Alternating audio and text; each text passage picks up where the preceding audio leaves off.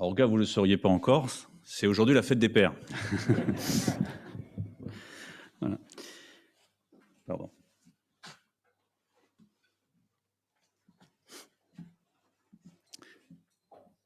C'est probablement pour beaucoup une fête importante, un jour de joie.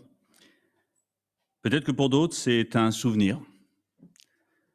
Pour d'autres, c'est peut-être pas un jour de joie. Qu'est-ce qu'être père aujourd'hui? Quelle est ma notion du terme père? Et pourtant, c'est un point important que notre Seigneur Jésus a abordé. Notamment dans l'une de ses dernières paroles dans l'évangile de Jean au chapitre 20, alors qu'il s'adresse à sa maman, Marie.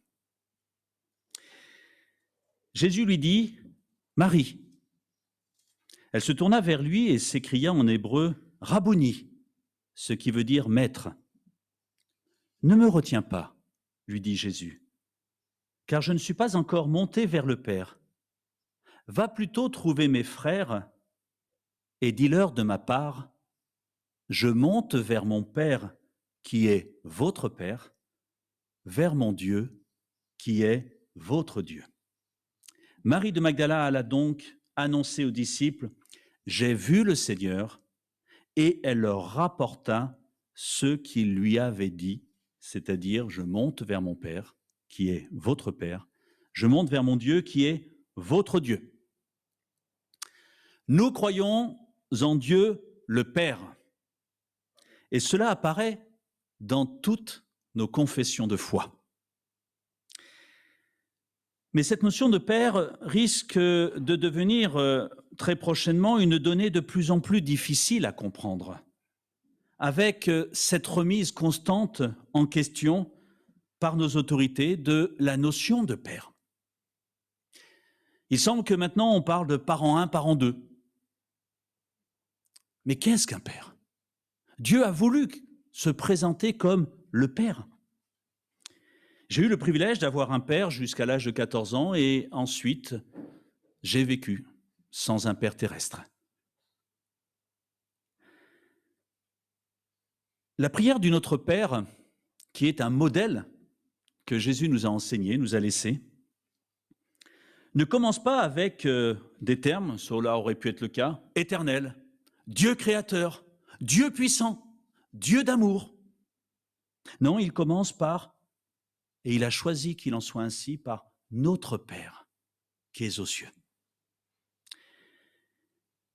Et Jésus qui ne se trompe pas, s'il nous enseigne de commencer nos prières par notre Père, c'est qu'il existe une réalité forte et importante. Et d'ailleurs, Jésus, ici-bas sur terre, combien de fois n'a-t-il pas parlé de son Père? La prière du Notre Père met en avant tout simplement l'une des qualités premières de Dieu, Père. Dans notre société où l'absence du Père semble de plus en plus présente, j'espère que la notion de Père ne deviendra pas une valeur abstraite ou faussée, parce que alors comment prendre conscience de ce qu'est Dieu? Comment le connaître comme un Père si cette valeur disparaît? Je sais que le diable est assez rusé pour enlever des notions importantes afin de ne plus réaliser la grandeur de Dieu.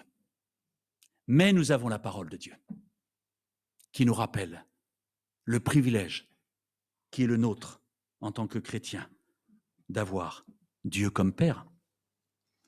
Dieu a voulu, c'est lui qui a voulu, cette cellule qu'on appelle la famille, où chaque membre de la famille est important. Chaque membre. Si Dieu est présenté comme un Père, c'est pour mettre en avant des valeurs, des privilèges, des droits, dans cette relation paternelle que nous sommes appelés à vivre avec Dieu. Je suis conscient, à travers mon ministère pastoral, de la difficulté de plus en plus présente de réaliser ce qu'est une vraie relation paternelle. Mais Dieu nous montre, à travers son Fils Jésus, la relation que nous pouvons vivre.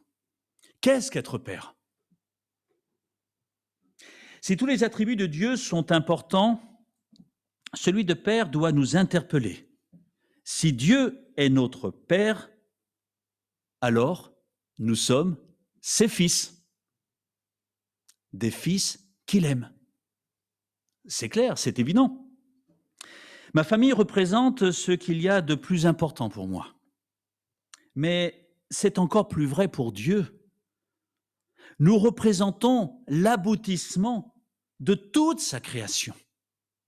D'où le soin particulier que Dieu a mis à créer la terre et tout ce qu'elle contient, comme un beau cadeau qu'il a voulu faire à ses enfants que nous sommes. Nous avons de la valeur pour Dieu. Vous savez, vous connaissez peut-être le hameau de la Reine dans les jardins du château de Versailles.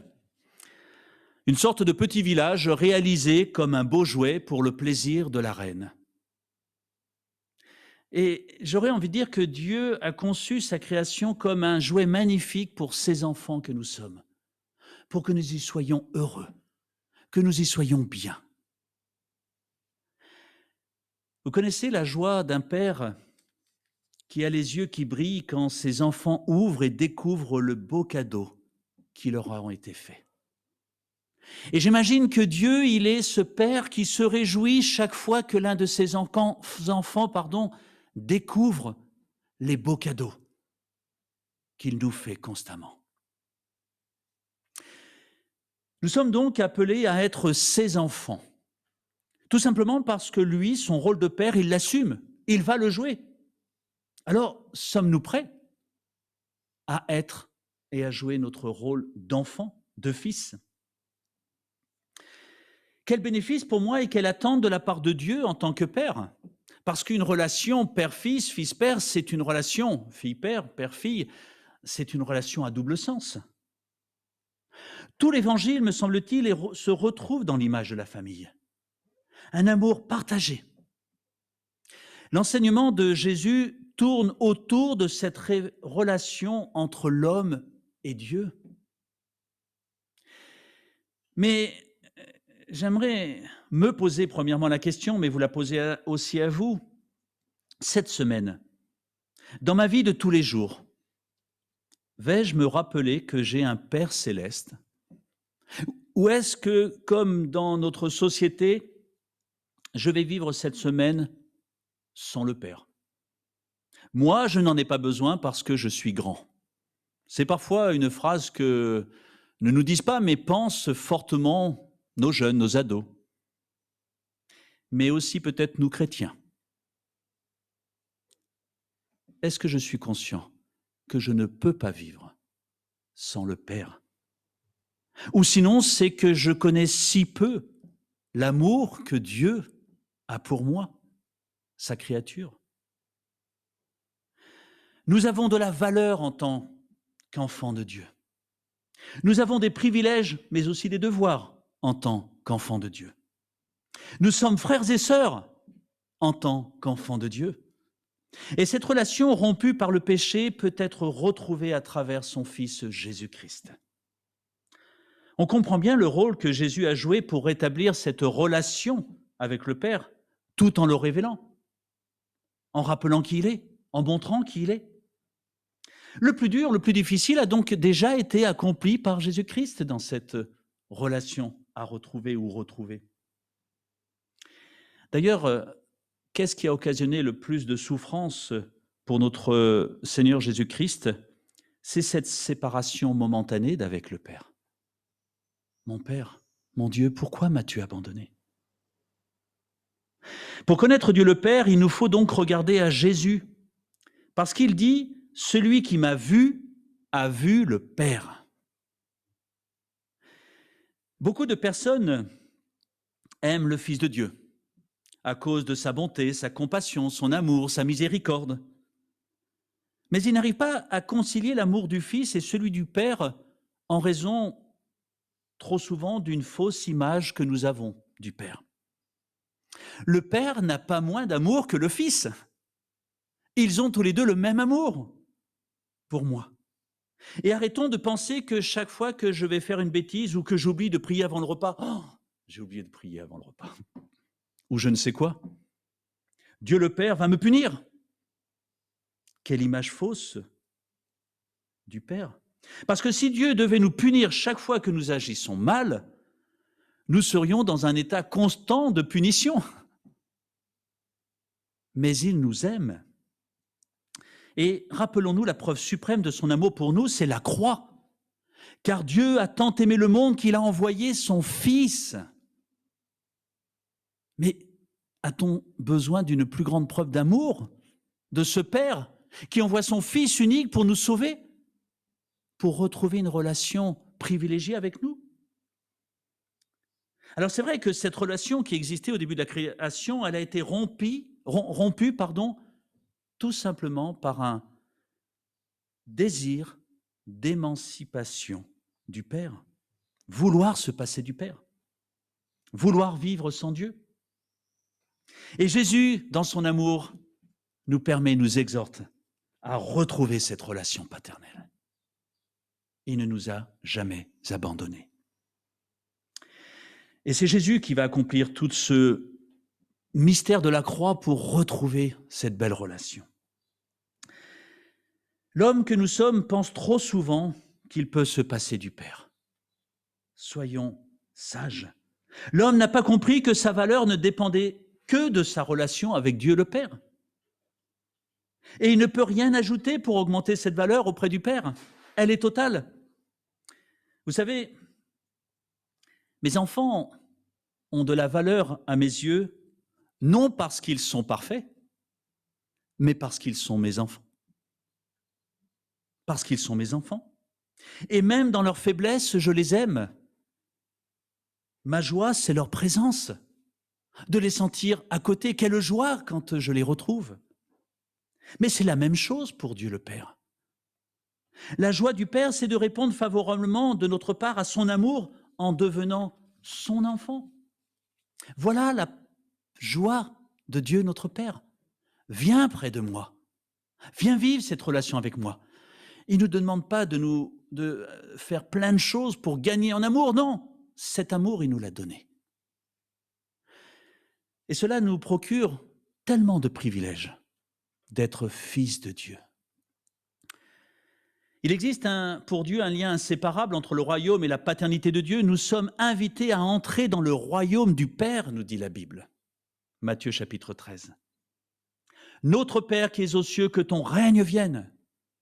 Notre joie, c'est de partager les bénédictions du royaume. Et Jésus a pesé chaque mot de cette prière du Notre Père. Parce qu'il savait de quoi il parlait. Et il savait de quoi nous avions besoin. Le bénéfice de cette paternité dépendra de la qualité de ma relation avec lui et non de ce que je vais faire pour lui, qui n'en sera qu'une conséquence. Le principe de l'adoption fait de moi que je fais partie à part entière de la famille de Dieu. Je suis un fils, héritier légal du Père. L'adoption du Père envers nous est vraie, elle est entière. Elle est réelle, elle est voulue. La première réalité d'avoir un père, c'est de se savoir aimer. Papa, père, as-tu du temps pour moi? Oui, mon enfant, j'ai du temps pour toi, parce que je t'aime. Alors nous n'aurons jamais à nous inquiéter de savoir si Dieu le Père a du temps pour nous. Oui, je suis là. Mais est-ce que tu sais m'écouter? Est-ce qu'un vrai père oublierait que ses enfants ont besoin de manger? Non. Et notre Père connaît ce dont nous avons besoin. Et il a envie de répondre à ces besoins. Quelle image ai-je de Dieu si je crois qu'il pourrait oublier de s'occuper de moi? Mais est-ce que je sais l'écouter? Et je vais peut-être plus loin, est-ce que j'ai envie de l'écouter comme un père? L'amour de notre Père céleste va toucher quotidiennement tous les domaines de notre vie personnelle, spirituelle, familiale, professionnelle, ecclésiale. Un père qui s'intéresse à tous les domaines qui touchent son enfant.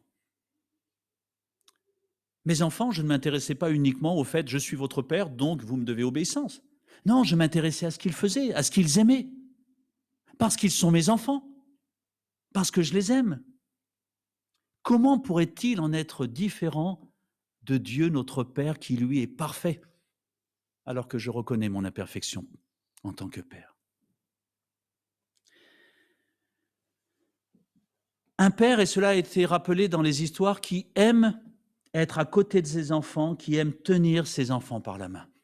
Vous ne pouvez pas savoir, alors maintenant elles sont grandes, elles le font un peu moins, mais la joie qui était la mienne quand mes filles me donnaient la main et que je les tenais.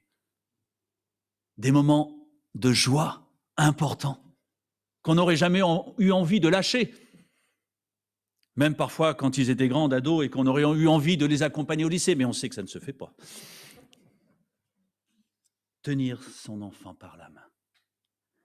Est-ce que vous imaginez l'amour de notre Dieu qui aime nous tenir par la main, marcher avec nous? Mais quand je réalise cela, wow, ça me rassure pour la semaine qui va se présenter devant moi. Alors bien sûr, nous avons quelques devoirs, quelques responsabilités. Le fait que nous soyons devenus enfants de Dieu implique que nous ayons pour notre Père céleste des sentiments de fils et de filles. Ça semble évident. Parfois, nous acceptons Dieu comme notre Père, mais nous ne voulons pas nous comporter comme ses enfants. Un peu comme je veux le beurre et l'argent du beurre. Oui, Père, je veux que tu ne sois pas trop loin parce que si j'ai besoin de toi, il faut que tu puisses répondre. Vous vous rappelez, c'était à Pentecôte, oui, j'ai parlé du Saint-Esprit en disant que parfois, ce Saint-Esprit, il était là, mais nous l'utilisions que parfois, tiens, là, j'en ai besoin. Tiens, demain, si de 14h à 16h, Seigneur, Dieu, tu pouvais m'envoyer le Saint-Esprit parce que là, je vais en avoir besoin. Mais c'est permanent, en permanence que j'en ai besoin. Et quel danger de croire que je n'ai pas constamment besoin du Père. Oh, le diable, il est rusé pour nous faire croire cela. Mais j'en ai constamment besoin.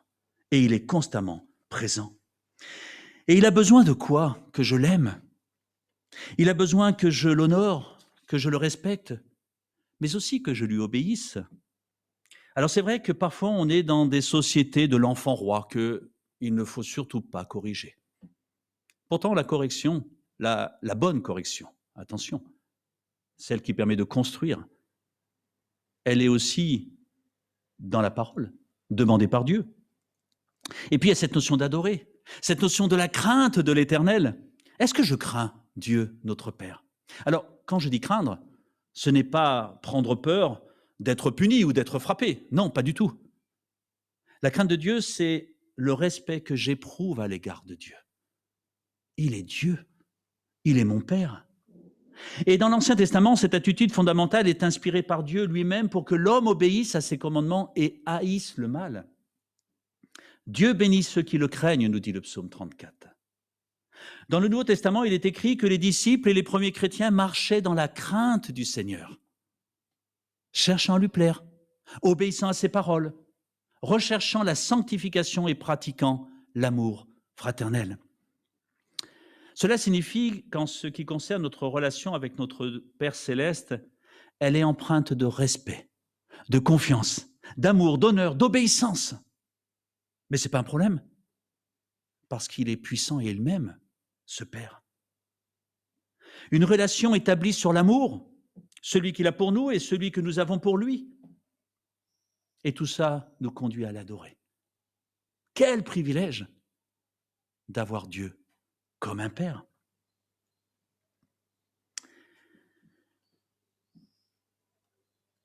J'aurais pu parler de la place du Fils de Dieu, Jésus-Christ, parce que dans l'évangile de Jean, rien que dans l'évangile de Jean, plus de 100 fois Jésus présente Dieu comme le Père et 24 fois comme mon Père. Et c'est Jean, le disciple de l'amour, qui insiste sur ce point, sur cette relation que nous négligeons trop souvent. Jésus est le modèle parfait du Fils à l'égard de son Père. Il y a d'ailleurs un texte qui m'a toujours surpris au départ, il y a quelque temps, pardon, il y a plusieurs moments, plusieurs temps. C'est ce texte d'Hébreux qui dit « Bien qu'il fût fils, dans sa perfection, il a appris l'obéissance par les choses qu'il a souffertes. » Tiens, d'apprendre l'obéissance par les choses qu'il a souffertes. Jésus a eu le choix. Il pouvait conserver sa vie en appelant l'armée des anges de Dieu à son secours, qui serait probablement venue. Cependant, il s'est rendu obéissant jusqu'à la mort de la croix. Et ce fut un moment très difficile pour lui et pour le Père. Mais il a soumis sa volonté à celle de son Père, par amour pour lui et par amour surtout aussi pour nous. Il obéissait toujours à son Père, agissant et parlant selon ce que son Père lui enseignait. Pourquoi ? Parce qu'il savait, il connaissait l'amour du Père pour le Fils. Et il savait que le Père savait, connaissait, que tout ce qui sortait de sa bouche ne pouvait être beau et bon pour lui. Ayons nous aussi cette confiance. Pour terminer, en conclusion, ayons de la reconnaissance envers notre Dieu qui se présente à nous comme un Père. Reconnaissance envers ce que Jésus a accompli pour renouer, retrouver cette relation avec le Père, grâce à la croix. Nous avons notre place dans la maison du Père. Dieu a voulu de toute éternité établir une relation de Père avec ceux qui deviendraient ses enfants par la foi en Jésus-Christ. Nous n'avons plus rien à faire que de l'accepter, parce que Dieu a tout accompli pour que cela soit possible. Dans cette réalité, ce n'est pas rêver d'être un enfant de Dieu, c'est vivre comme son enfant. C'est possible. Tout est là pour que ce soit possible. Et ça dépend uniquement de moi. Parce que Dieu se réjouit de devenir et d'être notre Père. Alors, vivons cette semaine en tant que fils aimé du Père. Parce que c'est ce que Dieu souhaite. Vivre en étant notre Père tout au long de la semaine. J'aimerais illustrer ce message par une petite histoire. Alors, vous êtes gâtés aujourd'hui, vous en avez eu des histoires. Mais qui nous rappelle ce besoin du Père et la manière dont le Père nous aime et nous accompagne. Un petit garçon aidait son père à déplacer des livres du grenier dans une pièce plus spacieuse, située à l'étage du bas. Bien qu'il représentât un embarras et qu'il ralentissait le travail, aider son père était important pour lui. Mais ce petit garçon avait un père sage et patient, pour qui travailler avec son enfant était plus important que de déplacer des bouquins efficacement. Cependant, parmi les livres, on comptait quelques gros volumes d'études, dont le poids représentait une difficile corvée pour le jeune enfant, surtout dans l'escalier. De fait, à une occasion, il laissa échapper son lot à plusieurs reprises. Finalement, il s'assit sur une marche et versa des larmes de frustration. Ah, combien il se sentait inutile! Il n'était pas assez fort pour transporter de gros bouquins dans un escalier étroit. Il était tout triste de ne pouvoir aider son papa. Sans dire un mot, le père ramassa les livres, les plaça dans les bras du petit garçon, souleva le garçon et les livres et les porta jusqu'au bas de l'escalier. Et ils continuèrent ainsi charge après charge, tous deux se réjouissant de la compagnie de l'un et de l'autre, le garçon portant les livres et papa portant son fiston. Nous avons un Père qui est là. Profitons-en et n'oublions pas cet amour incroyable de Dieu qui s'est manifesté comme étant mon papa.